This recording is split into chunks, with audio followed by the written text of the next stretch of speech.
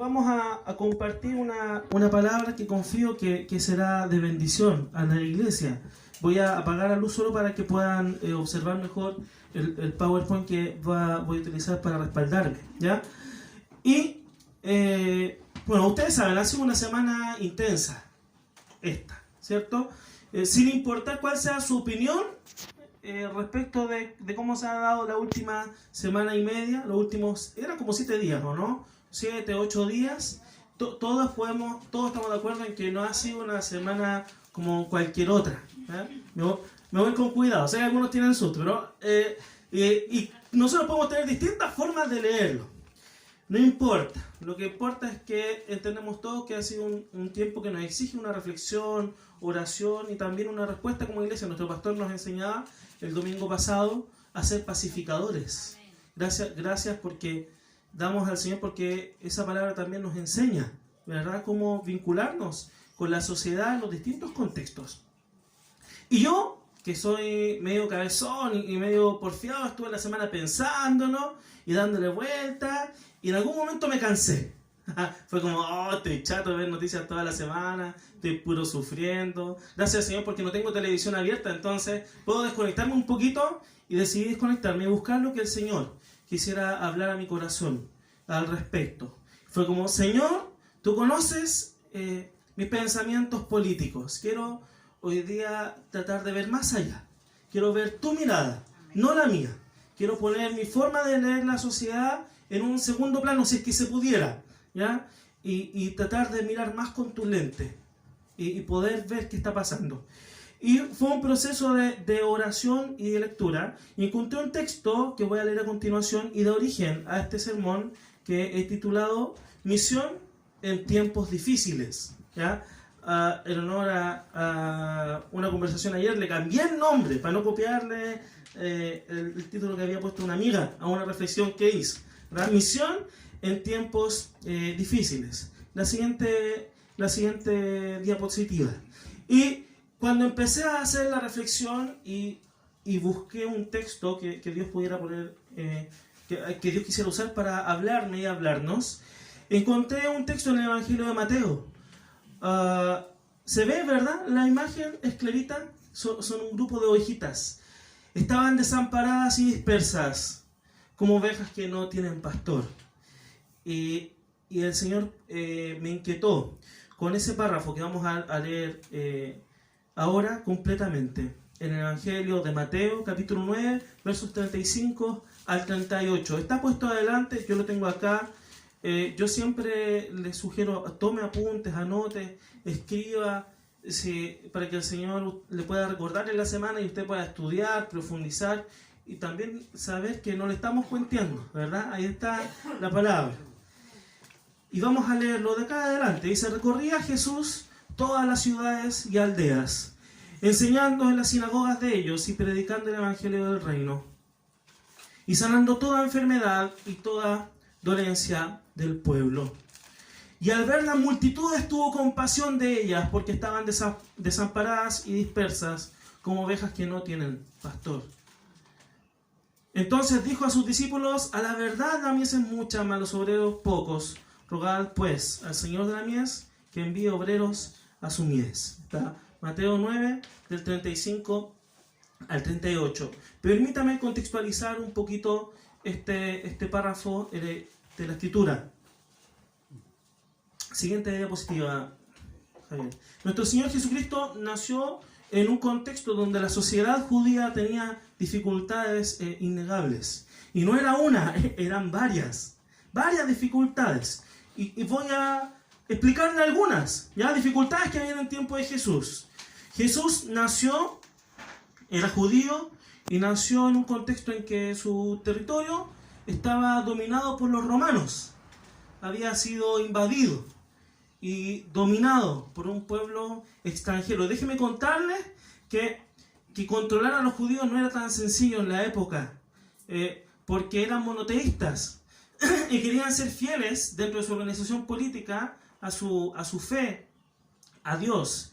Y eso significó al Imperio Romano tener que dentro de sus políticas, ¿verdad?, transar y permitir que los judíos tuvieran dentro de todo una cierta libertad en su organización política y pudieran rendir cultos, pero a los judíos de verdad les cargaba, de verdad rechazaban, de verdad no les gustaba estar sometidos a un pueblo extranjero. ¿A quién? ¿A quién le puede gustar estar sometido a una nación extranjera?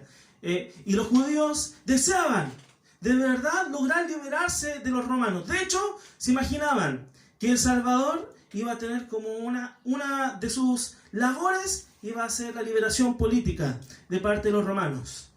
Era un contexto complicado políticamente hablando. Imagino que estarán de acuerdo, ¿ya? Complejo. Los romanos dominaban ese lugar. A nivel económico, la economía tampoco era muy sencilla. La economía de la época era diferente a la economía que tenemos hoy día. Era una economía de subsistencia. Eso significaba que se trabajaba para tener el sustento diario. Si usted no trabaja un día, usted no tiene para sostenerse ese día, ¿ya? Era una economía donde una gran masa del pueblo judío se enfrentaba a situaciones económicas que no eran tan sencillas. A nivel social, también era una sociedad compleja, porque habían grandes grupos excluidos o mirados en menos. Si ustedes piensan que nosotros hoy en día no valoramos a los niños, en esta época menos, ¿ya? Los niños estorban. Y nosotros entendemos que hoy día estamos recién en un proceso de revalorización de la mujer. Inclusive dentro de la iglesia evangélica estamos recién reconociendo una vez más la necesidad de valorar a la mujer como creación de Dios, como hijas del Señor, hechas a imagen y semejanza de nuestro Señor, igual que los hombres. En esta época más exclusión había a la mujer. Y habían un montón de cosas por las que uno podía ser excluido. Por su trabajo. Habían trabajos que eran considerados trabajos horrorosos y que generaban exclusión. Enfermedades.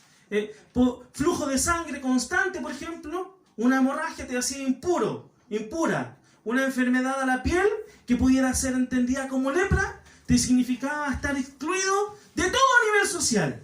Entonces era una sociedad donde también habían problemas potentes. Y a nivel religioso también había una situación de crisis. Habían distintos bandos, pero la forma de vivir, la fe que predominaba y era más popular dentro del pueblo, era una fe que se basaba en un cumplimiento súper riguroso de la ley y de guardar las apariencias. ¿Verdad? Bonito, encachadito, de terno, trajecito, corbatita, que van en público, manos alzadas, ¿verdad? Cuando se ayuna, poner cara de que uno está ayunando, cuando se ofrenda, que se escuchen las campanas cuando estamos ofrendando, y cuando vamos a orar nos escuchan. Vivir de las apariencias. Entonces era un contexto que no era sencillo, no era un contexto fácil.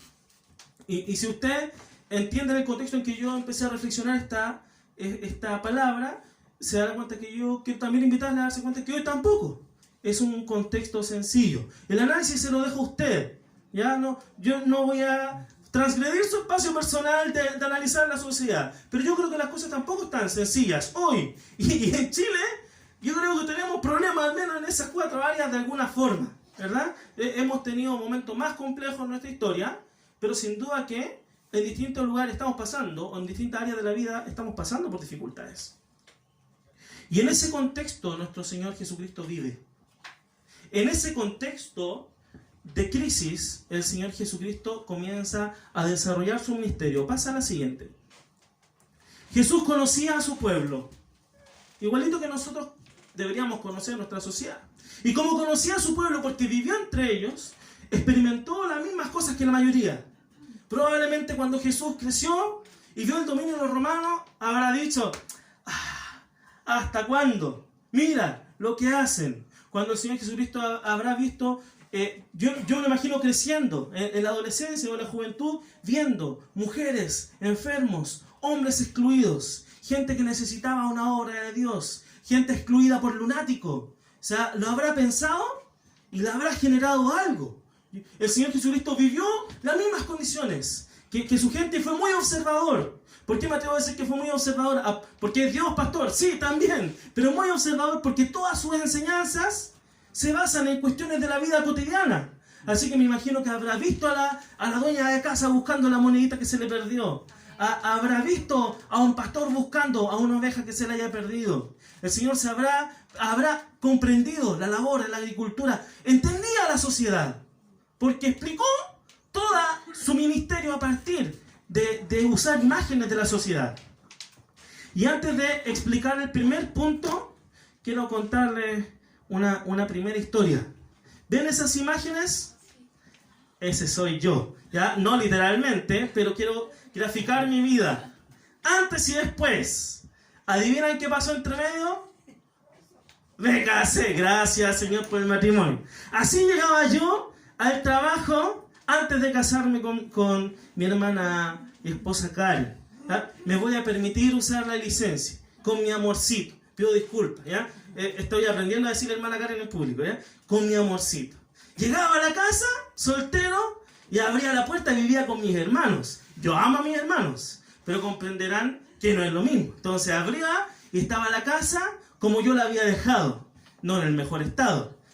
A veces mejor, pero la mayoría de veces como yo la había dejado o peor. Entraba, la casa calurosa, nadie me preguntaba nada. A veces mis hermanos se coordinaban y me recibían y me decían, ¿cómo está el padre de la casa? Pero la mayoría de las veces no. Dejaba mi mochila donde hubiera espacio, a veces en el sillón, a veces en el piso, y me echaba, literalmente, no me recostaba, no me acostaba, me echaba en cualquier superficie. Y llegaba cansado, triste, y estaba solo. Oraba al Señor, las 7 horas que habitualmente oro, ¿cierto? Pero la verdad es que la mayoría de las veces, antes de casarme, estaba así, súper cansado y agobiado, y nadie se preocupaba de mí, de la forma en que alguien se empezó a preocupar. Y me enamoré, me casé, y desde hace 3 meses yo llego a la casa y puedo hacer eso, en el sillón. Llego a la casa y me siento en el sillón, y yo no quiero, voy a irme con cuidado a lo que estoy diciendo. Y mi esposa es súper cariñosa, súper cariñosa. Entonces llego, me da la bienvenida, un abrazo, un besito, conversamos. Y ella sabe cuando yo tengo hambre, sabe cuando yo tengo sed. Usted dirá, fácil pastor, siempre tiene hambre. No, no siempre tengo hambre, ¿ya? Sabe cuando tengo sed, sabe cuando necesito algo. Y su compañía para mí ha sido un refrigerio, un refresco para mi vida. Déjenos disfrutar los primeros meses. Yo sé que alguno de ustedes está diciendo, ya va a pasar el tiempo, pastor, lo quiero ver en un par de años. Ya, pero déjenme disfrutar este momento. Y sí, y ahora cuando llego a casa es realmente un deleite, porque lo que yo quiera que necesite, mi esposa en un acto de amor sacrificial, porque de verdad a veces puedo ser mañoso, ella siempre sabe lo que necesito y lo suple sin que yo lo tenga que pedir necesariamente.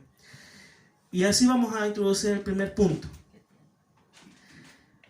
El Señor Jesucristo conocía a su pueblo porque pasó tiempo con ellos.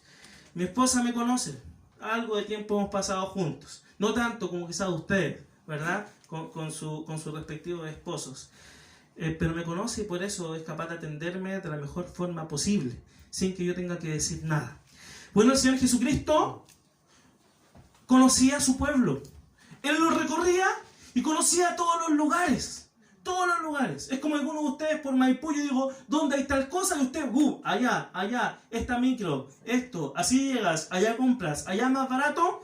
Así como mi esposa me mira y me conoce porque hemos pasado tiempo, el Señor Jesucristo conocía a la comunidad donde vivía, a su pueblo, porque pasó tiempo con ellos. Recorría Jesús todas las ciudades y aldeas. Una labor que hizo durante su ministerio, recorrer las ciudades, pasar tiempo con la gente, estar, ir, avanzar. Y el Señor, yo estoy convencido que el Señor ya había hecho eso antes de empezar su ministerio. Yo estoy convencido que el Señor ya había recorrido los lugares que recorrió después en el ministerio. Ya lo había hecho. Y enseñando en las sinagogas de ellos, y predicando el evangelio del reino, y sanando toda enfermedad y toda dolencia en el pueblo. Y necesito poner énfasis en 3 acciones. Él enseña, predica y sana. Enseña, predica y sana. Y enseña porque Él conoce la forma que tiene, la forma de pensar que tiene la gente. Nuestro Señor Jesucristo empieza su ministerio y sabe cómo piensa el judío de la época. sabe cómo ve la espiritualidad, sabe cómo ve a Dios, sabe cómo ve la política, sabe cómo ve a la mujer, sabe cómo ve a los niños, por eso puede enseñar algo que impacte su vida, porque él conoce el pensamiento de su época. El Señor también predica un mensaje de arrepentimiento, un mensaje que llama a la fe y al cambio de vida, un mensaje esperanzador y que acoge. Pero él predica porque él sabe cómo vive la gente de la época. Y él sabe que en la forma de vivir que tiene la gente de la época hay cosas que tienen que cambiar. No solo conoce cómo piensa, los ha visto actuar. Cuando el Señor dice, oh, toman y vienen con sus filacterias y oran y vienen y hacen lo del ayuno y ponen cara como que están sufriendo para que la gente le pregunte, ¿está ayunando? El Señor lo vio. Lo vio, lo presenció. Y por lo tanto puede dar un mensaje de esperanza cuando es una situación compleja, pero también un mensaje que invita al cambio, que llama al arrepentimiento, porque Él conoce la forma de vivir de la gente. Y Él sanaba, y para sanar hay que estar con el que está enfermo. Él sabía, si Él sanaba heridas, si Él liberaba endemoniados, si Él sanaba enfermedades, Él conocía las heridas, las enfermedades y los padecimientos de su pueblo. Usted dirá, nuestra sociedad está enferma. Yo creo que nuestra sociedad chilena está enferma. Como toda sociedad que necesita del Señor. Es una sociedad enferma, enferma de egoísmo, enferma de violencia, enferma de injusticia. Una sociedad enferma. Y el Señor reconoce en su sociedad una sociedad enferma, con enfermedades físicas, con enfermedades mentales, y como Él sabe que está enfermo, y ve al que está enfermo, lo puede sanar. No podría hacerlo si no lo conociera. No podría hacerlo, pero lo conoce. Y Él, y aquí voy a agregar algo que va a adquirir sentido en el último punto, conoce la sociedad y la humanidad, y sabe que toda la humanidad necesita salvación. Y por lo tanto, Él va a ser el Salvador. No como la humanidad se imaginaba, sino como Él considera que es necesario. Jesús miró al pueblo con misericordia y amor. Yo necesito dejar esto muy en claro. Cuando yo reflexionaba esta semana, yo pedía, Señor, pon compasión en mi corazón. Cuando me pude orarlo al Señor, pon compasión, pon misericordia en mi corazón. Permíteme ver a todos con misericordia y compasión. Porque la verdad es que para algunos me era más fácil mirarlo con amor y a algunos me costaba un montón. Yo quiero ser sincero. Y fue, Señor, ayúdame a mirar como tú mirabas. Conocías a tu pueblo y a pesar de ello lo amabas. O conocías a tu pueblo y precisamente porque lo conocías lo amabas. Leámoslo como quieran. Pero el Señor miraba a su sociedad con misericordia y amor, pero pudo identificar sus necesidades. Su amor a la sociedad, su amor a la gente no lo cegó. No lo cegó de ver las cosas que debían cambiar de acuerdo a lo que Él conocía. No lo cegó. ¿Por qué digo esto? Porque de repente uno... Yo soy profesor, estoy entrenado para ver las cosas buenas de mis alumnos, ¿ya? Porque necesito destacar eso y potenciarlo. Estoy entrenado para ello. Tan acostumbrado que me fluye, muy natural. Ay, hasta lo más complicado, algo bueno lo encontramos, ¿verdad? Como para motivarlo a ser mejor. Pero ese amor con el que tengo que mirar, no me puede cegar a reconocer que hay cosas que deben ser transformadas y cambiadas en su forma de pensar, en su forma de actuar, y quizás cosas que le pasaron en su vida que requieren un milagro y sanidad. Vamos a la siguiente diapositiva. Y quiero hacerte una pregunta. Hermano, tú que estuviste en Twitter toda la semana, igual que yo, que estuviste en Instagram toda la semana, en Facebook, ¿verdad? Viendo las publicaciones, dialogando, conversando, que viste tele o escuchaste radio toda la semana. Tú que saliste a la calle y compartiste con tus vecinos, que conversaste con tu familia, que estuviste en el trabajo. ¿Qué ves a tu alrededor? ¿Qué vemos en el barrio? Con Daniela dialogamos en el taller que ella hizo en la mañana sobre el ministerio en el que está participando, CREE, ¿verdad? Y Y yo le hice una pregunta, ¿cómo podríamos hacer algo así dentro de la iglesia? Y ella me dijo, una de las cosas que tienes que hacer es detectar la necesidad del sector. ¿Y tú? Mira, te copiaba esta semana, hermana Daniela. ¿Identificas las necesidades de tu entorno? ¿Eres capaz de ver a tu alrededor y saber cómo está pensando, cómo está viviendo y las heridas que tienen y cómo responder con el Evangelio? Si la respuesta es no, tenemos que trabajar un montón. De otra forma no podemos ser sal o luz. Y acá les voy a dar una pincelada de cosas que yo he visto en mi entorno. Yo he visto individualismo. Un montón. Nuestro sistema político-económico se basa en el éxito individual. También hay un montón de cosas colectivas, pero la clave es el individuo, el éxito de la persona, ¿ya? Que compitan, la situación excepcional. Uno. Siempre uno puede salir adelante. Claro, individualista. ¿Ya? Me salvo solo. Si para salvarme solo tengo que estafar a alguien, si para enriquecerme tengo que hacer que toda la gente pague más, lo voy a hacer. Y si para obtener algo tengo que meterme al supermercado aunque sea algo inmoral, lo voy a hacer. Individualismo. No me pongo a pensar en el otro. Éxito individual. Egoísmo. Soledad. Soledad. ¿Cuánta gente a nuestro alrededor está sola? Y se sintió muy mal esta semana y necesitaba compañía y no lo tuvo. Situaciones de abuso. ¿Cuántas situaciones de abuso hubo esta semana o en nuestras vidas? ¿Cuántos de ustedes han sufrido situaciones de abuso? Abuso sexual, abuso económico, algún grado de violencia, pobreza, competitividad, depresión, violencia, relativismo. ¿Ya? Todo es aceptable, ¿verdad? No hay valores éticos universales. ¿Ya? Todo se puede discutir. Entonces es legítimo en ciertos contextos que matar a alguien y en ciertos contextos no. Las violaciones de derechos humanos son aceptables en ciertos contextos y en ciertos contextos no. Eso es relativismo. ¿Ya? Ciertas vidas valen, ciertas vidas no. Ciertas dignidades valen, ciertas dignidades no. En función de un objetivo. Relativismo. ¿Ya? Esas son cosas que yo he observado. Son cosas que he observado.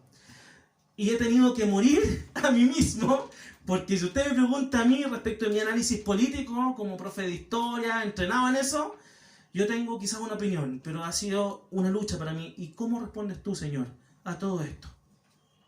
¿Cómo el Evangelio responde? Vamos, Javi. ¿Cómo el Evangelio responde? Entonces, antes de avanzar acá, los dejo con esa inquietud. Ustedes, mis hermanos, ¿conocen el contexto en el que están? ¿Saben las necesidades de la gente? ¿Saben cómo piensan sus vecinos? ¿Saben cómo viven? ¿Saben las heridas que tienen? Porque si no lo saben, no podremos ser luz. Porque si no lo conocemos acá, no podremos vivir la misión de manera adecuada. El Señor sabía, por eso pudo. ¿Ven a ese guapetón encachado? ¿Lo conocen? No, probablemente no. ¿Ya? Difícilmente puede haber escenarios más complejos que una guerra real, ¿verdad? No una guerra inventada. Difícilmente puede haber escenarios más complejos que una guerra, que estar en un campo de batalla, sentir las balas, explosiones, bombardeos, ¿cierto? Qué complejo, qué desalentador. Imagínese que ahora usted se encuentra en medio de una guerra real, ¿ya? Nos transportaron al Medio Oriente, o nos transportaron quizás a otro lugar, y usted está en una guerra, y en una guerra que usted no puede detener, porque esas decisiones se toman en cúpulas políticas, económicas, no sé, lo que sea, pero no está en su mano detenerla y usted está en medio de una batalla, pero usted es cristiano, y usted decide que dentro de sus principios políticos dentro de sus principios éticos cristianos no va a matar a nadie. Entonces se niega a tomar un arma y se niega a defenderse de esa forma. Él es Desmond II, ¿ya? Se lo presento. Era norteamericano adventista y pasó a ser muy conocido porque él era un objetor de conciencia. Se hizo una película en su honor, no recuerdo bien el nombre de la película. Hasta el último hombre, ya, esa es la traducción en español, ya, objetor de conciencia. Y se fue al ejército y él dijo, yo no voy a matar a nadie. Yo no voy a matar, yo quiero servir acá, puedo servir acá, pero yo no voy a tomar mi arma. No esperen que yo dispare. ¿Ya? Se lo bancaron, diría yo, en el ejército. ¿Ya? Pero lo asignaron a ir a un campo complejo, donde los norteamericanos se enfrentaban con los japoneses. Y él dispuso en su corazón no traicionar sus principios cristianos. ¿Cómo voy a matar a alguien? No lo voy a hacer. Y en la batalla de Okinawa, donde los norteamericanos se enfrentaron a los japoneses, él estaba cumpliendo con lo que él pensaba, estaba realizando labores médicas, de asistencia médica, y salvó a 75 personas sin disparar una bala. 75 personas, porque en medio de la guerra real, en medio de la dificultad, decidió ser fiel a su misión. No podía detener la guerra, no podía evitar que se desarrollara la batalla, pero sí podía ser fiel a lo que él dispuso en su corazón y salvó 75 vidas. No detuvo la guerra, pero hubo 75 vidas que tuvieron una nueva oportunidad, que pudieron volver a vivir, porque él se dispuso a ser fiel a su misión. Eso somos nosotros. Jesús cumplió su misión en una sociedad en dificultades. Hay un montón de cosas que por ahora nosotros no podemos evitar. Nosotros no somos ni el presidente, ni el ministro, ni el general, ¿verdad? Ni la máxima autoridad de carabineros, ni tampoco somos el presidente de la CUT o el presidente de una organización de trabajadores, de camioneros. Quizás hay cosas que no están en nuestro control, ¿verdad? No somos ni el presidente de los empresarios, ni nada. Y hay cosas que quizás no vamos a poder, que vamos a ver en nuestro entorno, que nos gustan que pasen, o que no nos gustan, pero la mayoría de las veces no vamos a poder evitar que eso suceda. Pero sí podemos ser como el Señor Jesucristo. En medio de la dificultad, ser fiel a la misión. Y eso nos transformó la vida a nosotros. Y el Señor hizo que le transformara la vida a todos quienes creyeron en Él.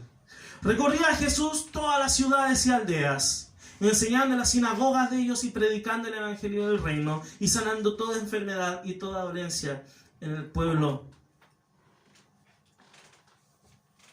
Y ya les dije, él podía enseñar, predicar y sanar, porque él sabía cómo la gente pensaba, cómo la gente vivía y conocía los dolores del pueblo. Pero él no se quedó solo sabiéndolo, que la mayoría de nosotros hoy lo sabemos. Estoy seguro que si nosotros hacemos ahora, nos sentamos, ¿verdad?, en un acto fraterno, de paciencia y misericordia, y nos sentamos a analizar la situación país, capaz que llegamos a un acuerdo en hartos sentidos. Y podíamos decir, mire pastor, hay 10 cosas en las que estamos de acuerdo, 15 en las que no, pero 10 en las que sí. Y todos estamos de acuerdo en que esto tiene que cambiar. Esto. Ya, ¿y qué vamos a hacer? Ya, y... Sí, pues, si pareciera que todos estamos de acuerdo en lo que esté pasando a nuestro alrededor. Pero cuando tú observas tu barrio, cuando tú observas tu vida, cuando tú observas tu entorno y te das cuenta que hay necesidades que quizás no tienen nada que ver con la contingencia política, quizás no tienen nada que ver con la situación económica, quizás son otras cosas, y tú eres capaz de observarlo y darte cuenta que algo anda mal, ¿qué vas a hacer? El Señor decidió enseñar, y acá hay una necesidad que nosotros tenemos. Necesitamos aprender de Jesús juntos. O sea, estamos como iglesia por algo. Nosotros vivimos juntos por alguna razón.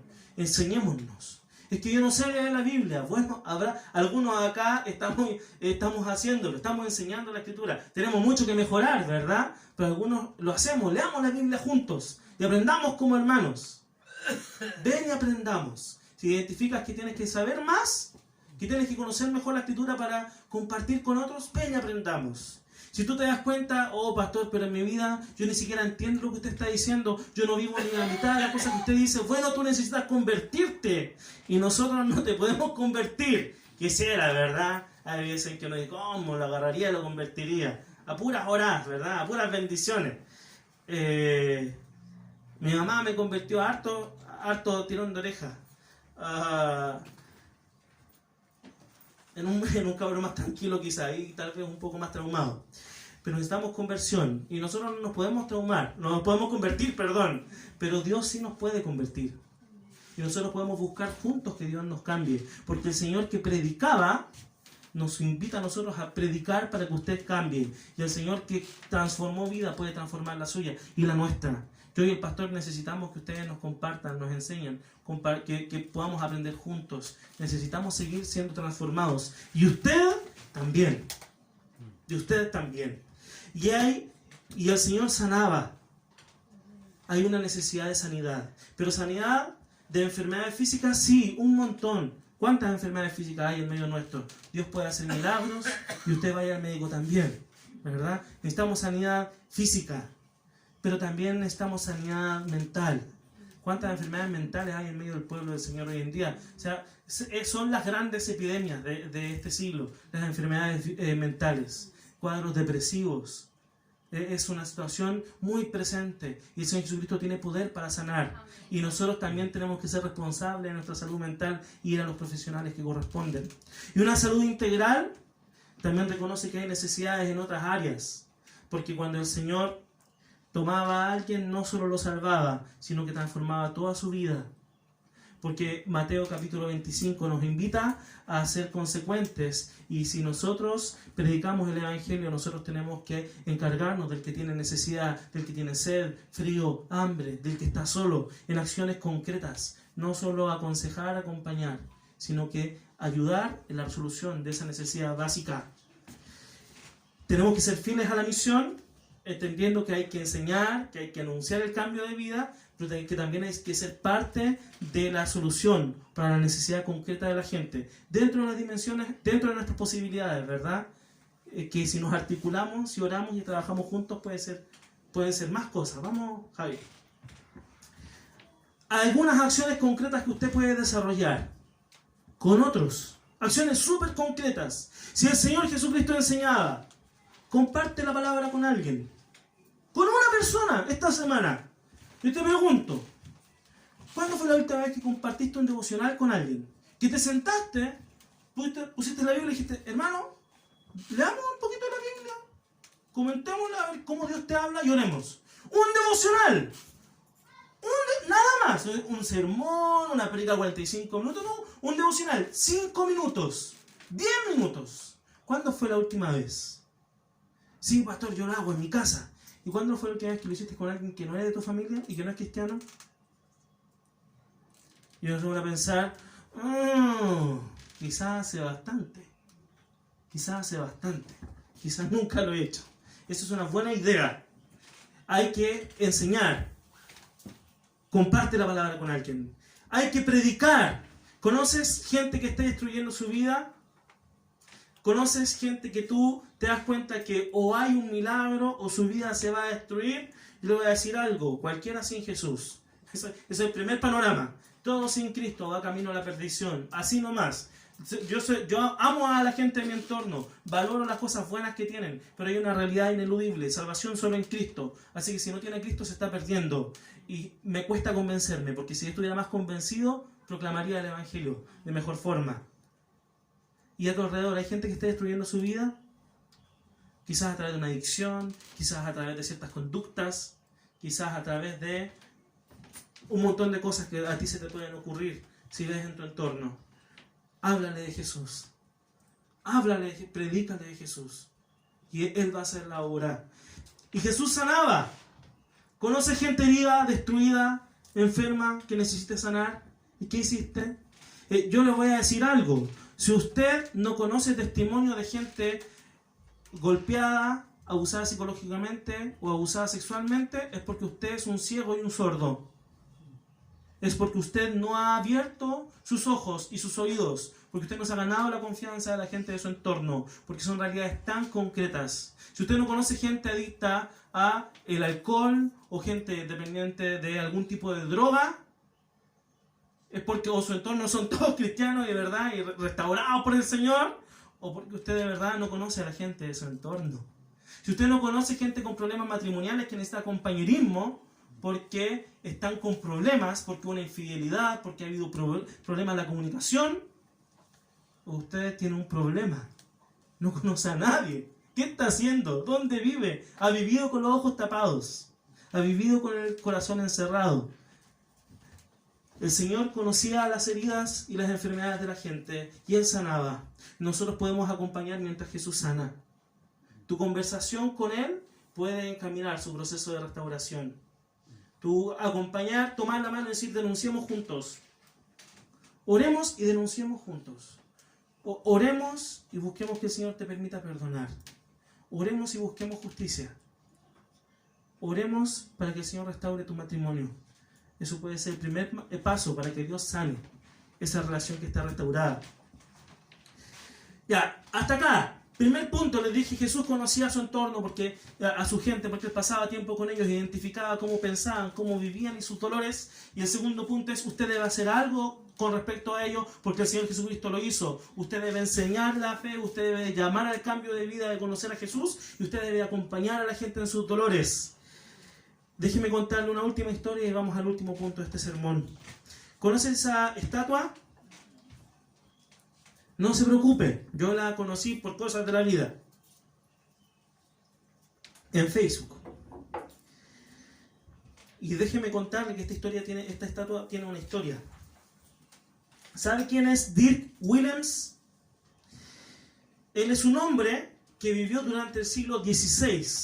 Pastor, esas cosas como de siglo no me calzan. Él vivió entre 1500 y 1600. ¿Ya? Entre 1500 y 1600. Y perteneció a un grupo religioso anabautista, del que nosotros tenemos tantas cosas, ¿verdad? Anabautista. Y dentro de la religión en la que él participaba, dentro de ese grupo religioso anabautista, él era pacifista.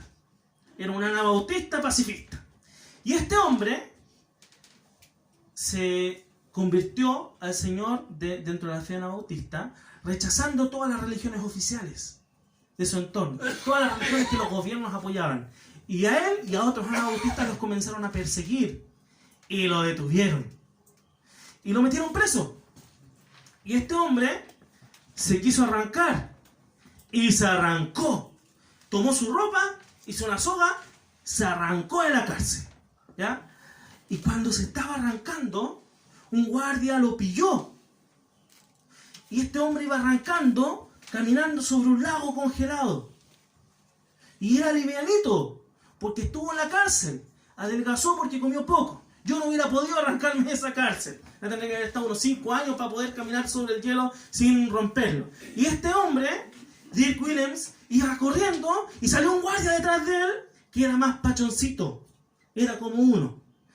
Y el hielo bajo sus pies se quebró. Y el guardia se cayó al hielo, se fracturó y no podía escapar. Y Dirk Willems, cristiano, anabautista, se dio vuelta y se percató de esto. Su perseguidor iba a morir. Si él no hacía algo, iba a morir. Y Dirk se dio vuelta y lo rescató. Se dio vuelta y lo rescató. Y cuando lo estaba rescatando y lo salvó, llegaron los guardias y lo volvieron a tomar preso. Lo torturaron y lo asesinaron. Lo torturaron y lo asesinaron por ser un hombre que estuvo dispuesto a ser fiel a su misión y ser íntegro respecto de sus valores sobre la vida humana que el Señor Jesucristo le enseñó con su ejemplo. Por ser fiel a Jesús, por ser fiel al amor por los demás y ser fiel a sus principios de amor y paz, a él le tocó dar su vida. Vamos, Javier, al siguiente punto.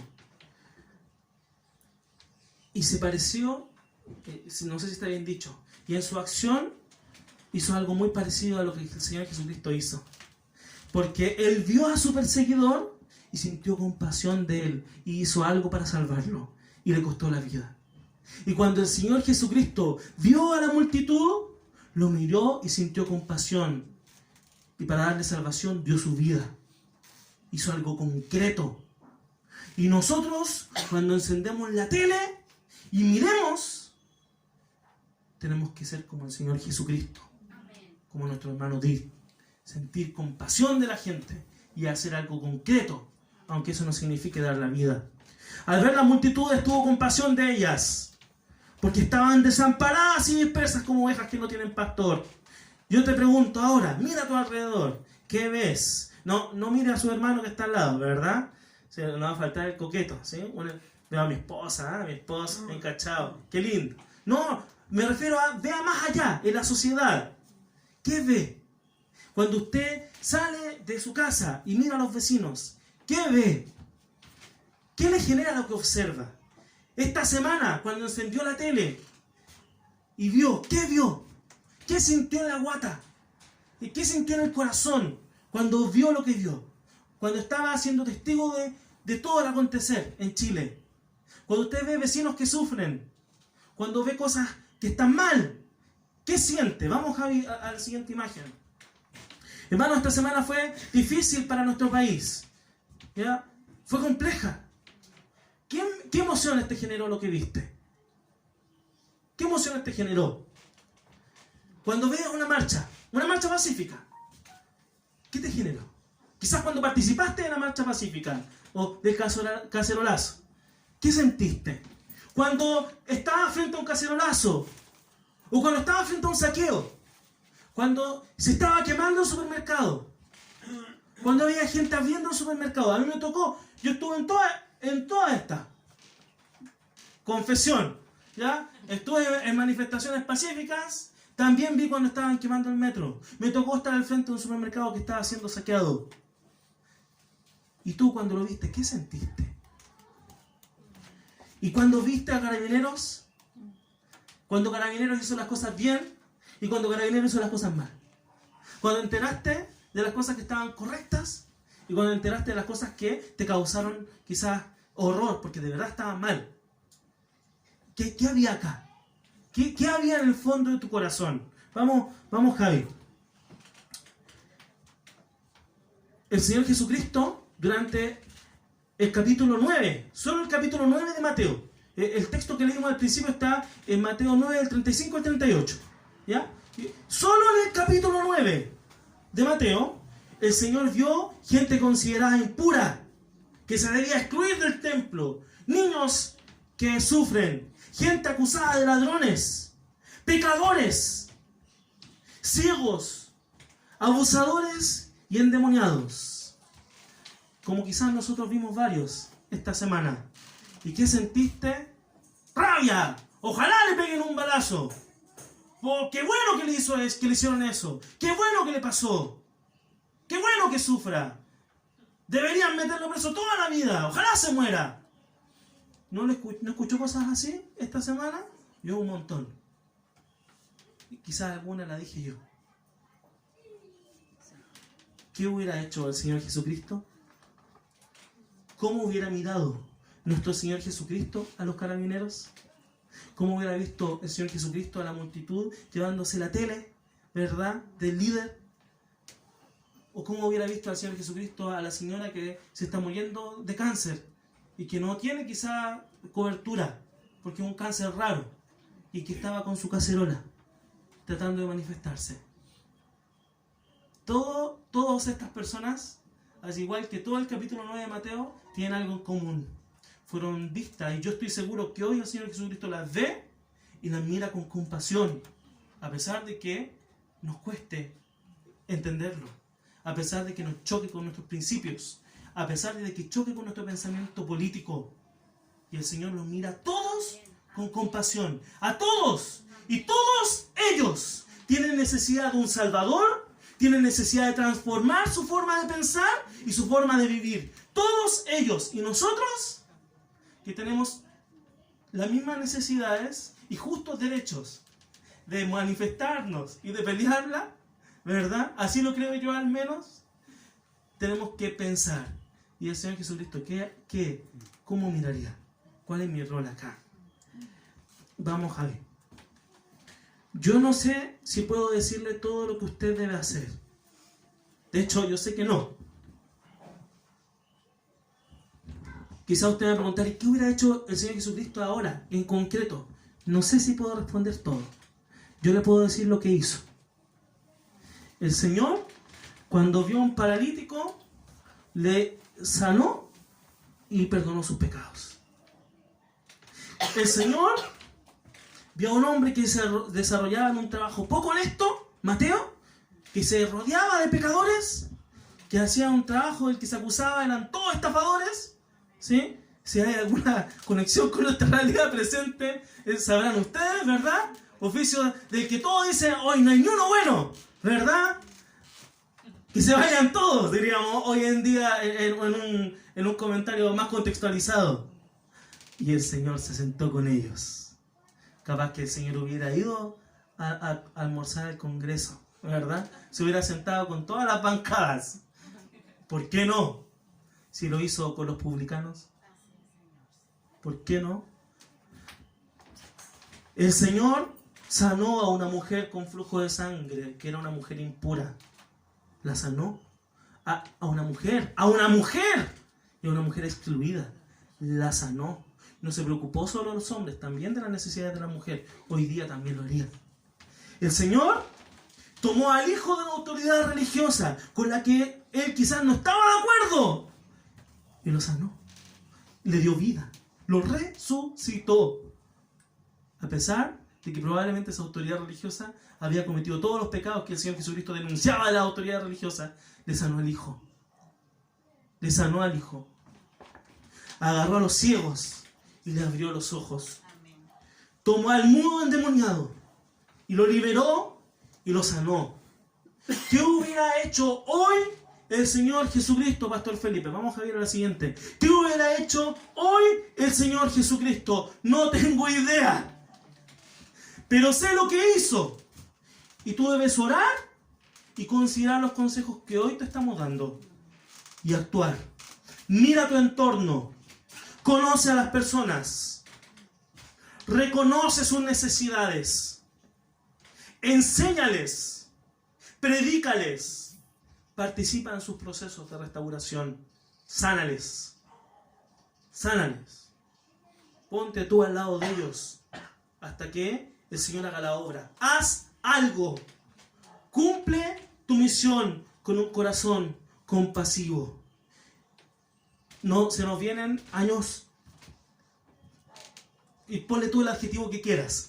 Buenos, malos, difíciles, ¿sí? Pero como sea que sean, yo puedo decir que se nos vienen años interesantes y de cambios. Así lo creo yo. ¿Ya? Años distintos. Gracias, Dani, por un concepto neutral. Se nos vienen años distintos. Y quizás los cambios que van a haber, o las cosas que se van a dar, tú ni yo las podemos controlar. Pero nosotros sí podemos ser fieles a nuestra misión. En cualquier entorno. Vamos a ir a la última y creo que ya estamos listos. Y vamos a orar. Vamos, sí, apaga nomás.